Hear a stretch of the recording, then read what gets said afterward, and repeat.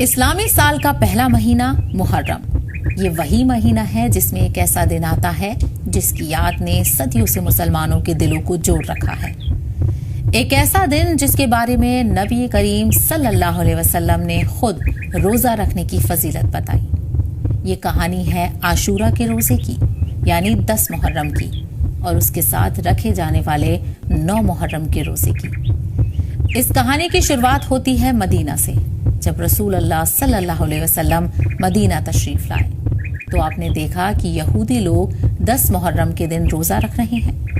نبی نے پوچھا، تم اس دن روزہ کیوں رکھتے ہو؟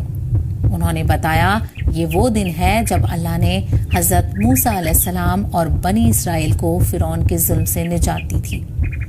ذرا اس منظر کو سوچئے، ایک طرف تھا فرعون کا گھمنڈ، ایک بادشاہ جس کے پاس طاقت تھی، فوج تھی، حکومت تھی، اور دوسری طرف تھے حضرت موسیٰ علیہ السلام اور ان کے ساتھ والے لوگ جو اللہ کی مدد پر بھروسہ کیے ہوئے تھے۔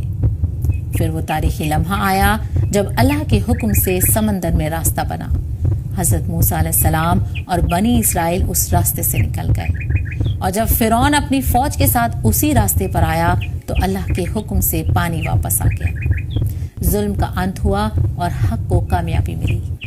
اسی نعمت کے شکرانے کے طور پر حضرت موسیٰ علیہ السلام روزہ رکھتے تھے۔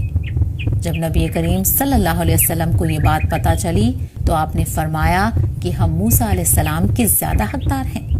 اسی لیے آپ نے بھی اس دن روزہ رکھا اور صحابہ کو بھی اس کی ترغیب دی۔ صحیح بخاری اور صحیح مسلم میں اس کا ذکر ملتا ہے۔ لیکن پھر ایک اور خوبصورت بات ہوئی۔